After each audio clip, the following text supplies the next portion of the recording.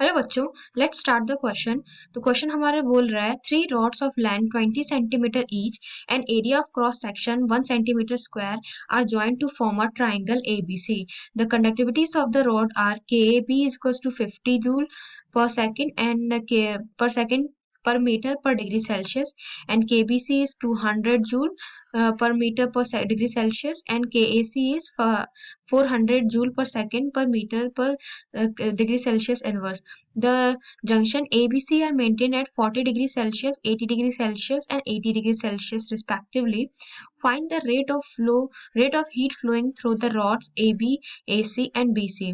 यानी क्वेश्चन में हमें गिवन है कि हमारे पास 3 रॉड है और उन तीनों की रॉड है जो लेंथ है वो हमारी 20 सेंटीमीटर है। जैसे ये हमारे पास 3 रॉड हो गए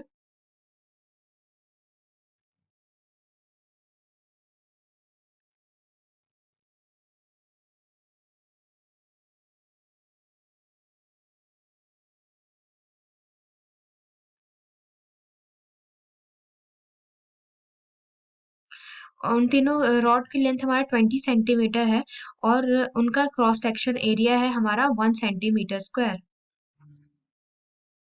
इनका क्रॉस सेक्शन एरिया है हमारा 1 सेंटीमीटर स्क्वायर। इन तीनों को ज्वाइन किया गया और हमारा एक ट्राइंगल बनाया गया। और conductivity of A B, suppose ये पॉइंट हमारा ए है, ये पॉइंट हमारा बी है और ये पॉइंट हमारा सी है।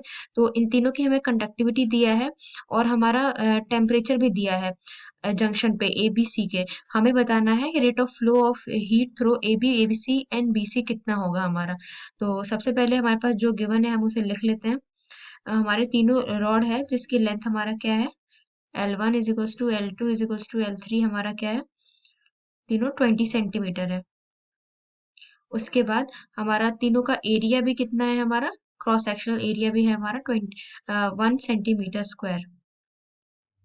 जो हमारा के ए बी है वो है 50 जूल पर सेकेंड पर डिग्री सेल्सियस इनवर्स।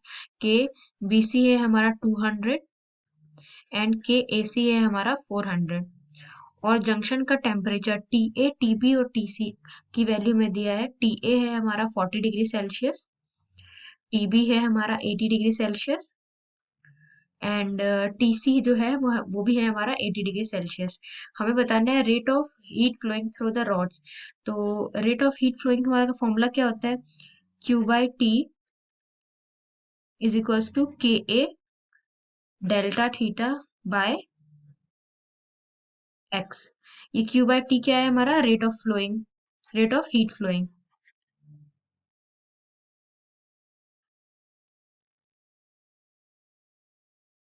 तो सबसे पहले हम ए बी रॉड के लिए निकाल लेते हैं क्यू बाई टी की वैल्यू। तो K A B into area into theta B minus theta A, that is delta final minus delta initial upon thickness, that is L.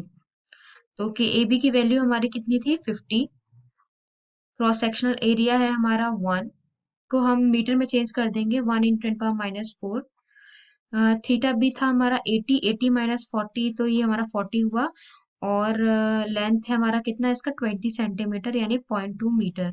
तो इसको सॉल्व करेंगे तो हमारा वैल्यू आएगा 1 वॉट। अब ऐसे ही हम एसी के लिए निकाल लेंगे। कि एसी की वैल्यू है हमारी 400, एरिया होगा 1 × 10⁻⁴। थीटा होगा हमारा theta C minus theta A, that is 80 माइनस 40 तो 40 अपॉन लेंथ है हमारा 0.2 मीटर। इसको सॉल्व करेंगे तो इसका वैल्यू आएगा हमारा 8 वॉट। और सेम ऐसे ही हम किसके लिए निकाल लेंगे, हम बीसी के लिए। तो के बी सी की वैल्यू है 200, एरिया है 1 × 10⁻⁴।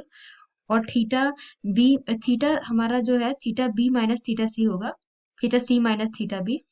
तो हमारा थीटा सी कितना है, हमारा 80 और थीटा बी भी हमारा 80 है तो ये 0 होगा अपॉन 20 × 10⁻²। तो जो भी वैल्यू 0 से मल्टीप्लाई होगा आंसर तो 0 आएगा।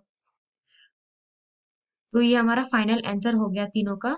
क्यू ए ये rate of flow of heat flowing through A B rod हो गया हमारा 1 what.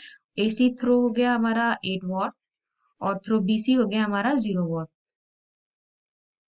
So I hope the concept is clear. Thank you.